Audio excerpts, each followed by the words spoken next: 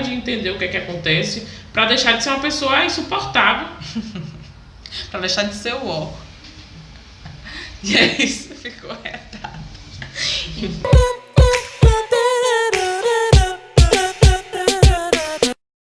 Oi, gente. No vídeo de hoje a gente vai falar sobre heteronormatividade.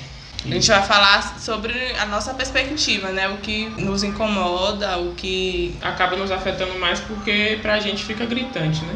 É muito comum a gente perceber pessoas meio fazendo cara de dúvida quando a gente fala isso é muito heteronormativo. E tem muita coisa na internet a respeito disso, mas a gente ainda vê muito no nosso entorno pessoas tendo dúvida a respeito disso, o que nos leva a perceber que são questões que a gente se interessa muito mais do que o hétero, porque o hétero simplesmente não percebe. Porque afeta somente a nós, né? Que grita mais no ouvido da gente, assim, né? É, porque a gente tem que ficar saindo do armário toda hora, a gente tem que ficar se explicando toda hora. No dicionário online de português, a descrição para heteronormatividade é a seguinte: refere-se à heteronormatividade ao conceito de que apenas os relacionamentos entre pessoas de sexos opostos ou heterossexuais são normais ou corretos, que enxerga a heterossexualidade como uma norma numa sociedade. Então é isso que é heteronormatividade. É as pessoas entenderem que o normal mesmo é o relacionamento entre um homem e uma mulher cis. A gente pode perceber isso desde a infância, né? É muito comum as pessoas verem crianças assim da mesma idade e falar: vai ser namorado da minha filha, ou vai ser namorada do meu filho.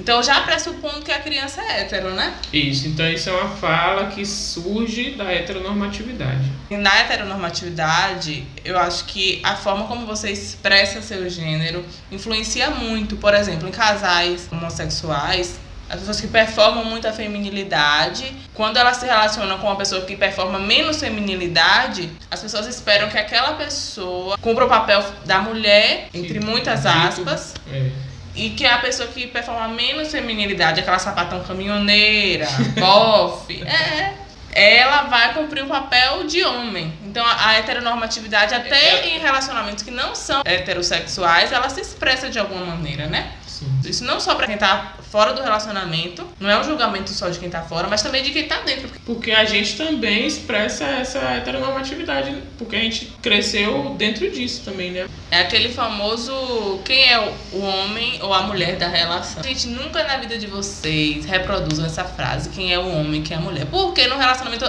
homossexual, ou não vai ter homem ou não vai ter mulher. Vai ser duas mulheres ou você dois homens. Apenas. E não existe uma falta disso, não existe um que faz o papel de um e um que faz o papel de outro. Isso não existe. São duas mulheres, são dois homens, ponto final. É isso. Outra situação que me irrita muito é numa entrevista de emprego ou numa situação de trabalho. Que as ou pessoas... no médico.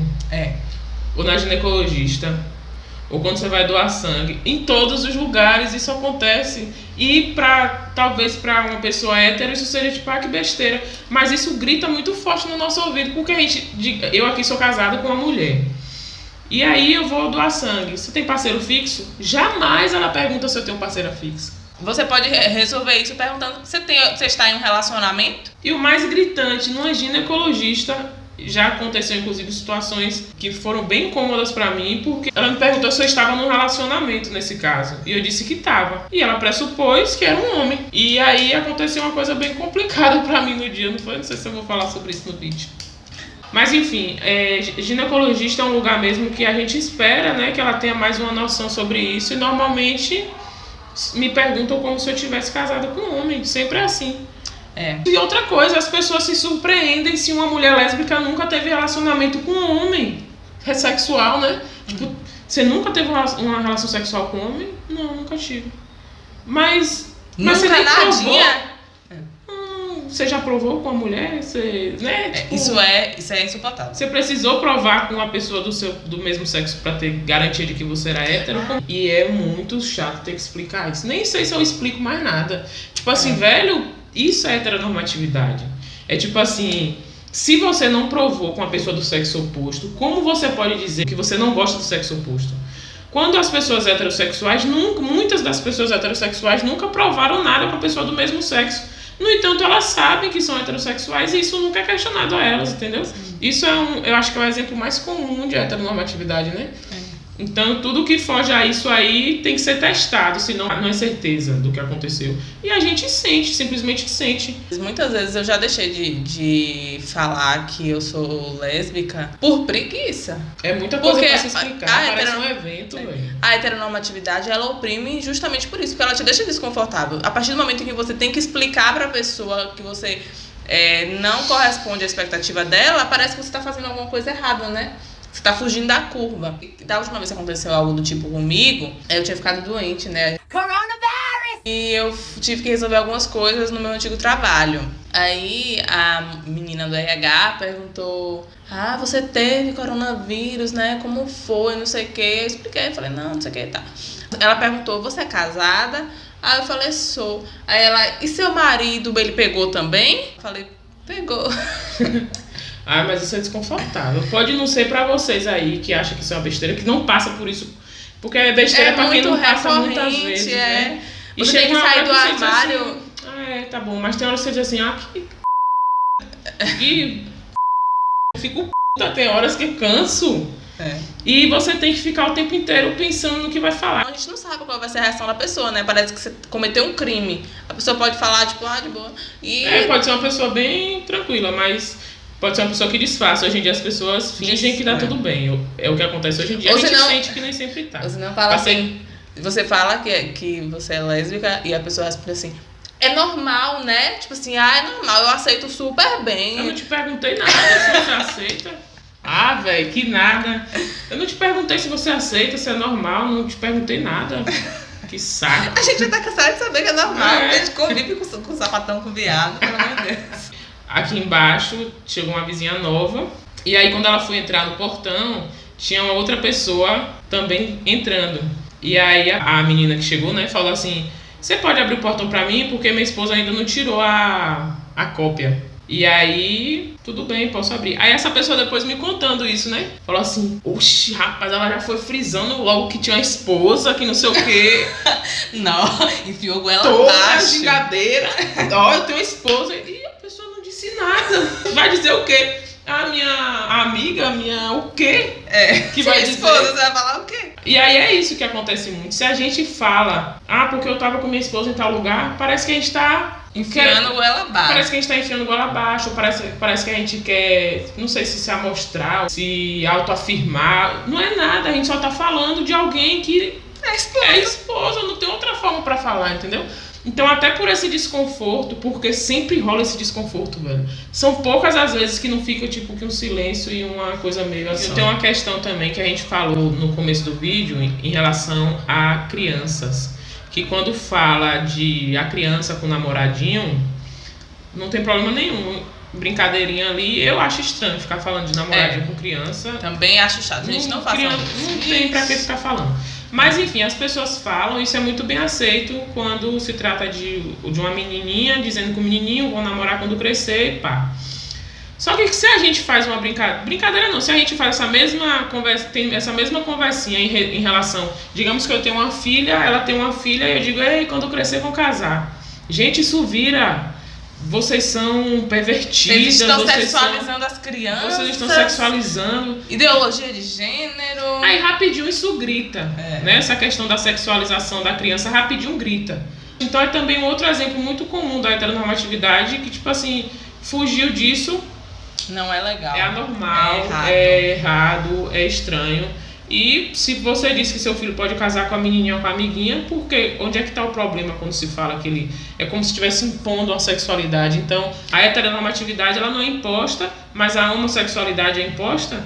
E outra coisa... eu quero dizer que a mim foi imposta a heterossexualidade a vida inteira. E sim, foi ruim pra mim. Então, o que é melhor fazer? Não fala nem de uma coisa nem de outra. Deixa a criança, a pessoa crescer e resolver o que ela vai ser. Resolver não, perceber o que de fato ela é. Porque o que acontece? Se a pessoa for homossexual, ela vai ser homossexual independente de você falar sobre isso ou não. Então, quando você impõe a heteronormatividade a essa pessoa, ela vai crescer achando que ela tá fazendo uma coisa super errada. Isso vai gerar sofrimento. Muito sofrimento. Muito sofrimento. Isso então, esse processo de aceitação vai ser muito mais difícil. E não achem que se a pessoa tiver tendências homossexuais, ela vai desviar da rota porque você falou que tá errado. Porque porque você mostrou que tá errado, porque não vai acontecer. Não desvia. O que ela pode fazer é se entupir e morrer infeliz, porque isso deixa uma pessoa muito infeliz. Muito feliz. Eu sei como eu era antes de me perceber uma mulher lésbica. Perceber porque a gente é tão imposto pra gente a heterossexualidade que a gente nem sabe. Na minha época não tinha nem contato com mulheres lésbicas, então a gente nem sabe o que a gente é. A gente pensa que a gente é estranho, que a gente é diferente, mas não entende o que é que vai acontecer. E no dia que eu percebi que era isso, minha vida simplesmente mudou, assim, completamente, é visível. Quem me conhecia antes e depois consegue enxergar perfeitamente a diferença disso tudo, dessa mudança. Então é muito pesado, né, você impor isso a uma criança, impor a heterossexualidade, impor a homossexualidade. Isso é uma coisa que não se impõe, não se modifica. Eu acho que você tem que ensinar seus filhos que existem muitas formas de expressar a sua sexualidade, né? Claro que é confortável com o que vier, né? Então, como é que a gente pode contribuir para não fomentar a heteronormatividade compulsória? A gente pode não supor a sexualidade de ninguém. Olha que maravilha, ninguém precisa sair do armário. Se você sabe que a pessoa é casada, você não sabe o gênero do parceiro ou da parceira, você pode perguntar ou pode não supor nada. Colocar sempre as duas possibilidades. Só que uma fala assim, meu esposo. Coloca as possibilidades, sempre. A gente só ouve isso. Tá falando de uma mulher, o marido dela. As mulheres e seus maridos.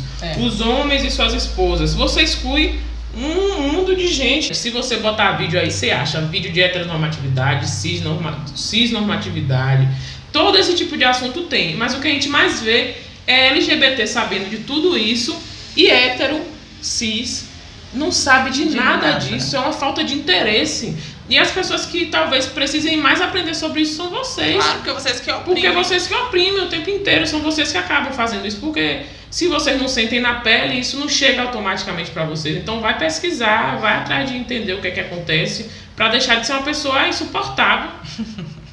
Para deixar de ser o ó. E é isso, ficou retado. Falamos tudo, entregamos, né? Ah, não, entregou o quê, menina? Tá igual a outra lá. Isso não é um patrocínio da gente. Isso aqui não é um patrocínio da... Bombas Leão aqui, ó, isso não é um patrocínio, tá? Vocês podem ter achado que é, mas não é. Tem uma coisa, esse vídeo era pra sair no mês do orgulho LGBT, mas a gente teve problema aí e não saiu. Tivemos problemas. Então não tem negócio de mês não, tem que falar disso o ano todo. Enquanto tiver problema sobre isso, tem que falar sobre isso. Eu sei que vocês aí, que estão fora da sigla, acham um saco falar sobre isso. Eu tenho sempre essa sensação, né? Mas tipo, quando esse assunto assunto entra, você você vê... que tá falando, a gente é ótimo. Mas, gente, pelo amor de Deus, tem gente pedindo, pelo amor de Deus, pra falar desse assunto, porque a gente não aguenta mais. Essa porra. Tá bom, então é isso. Espero que tenham gostado e beijo, tchau.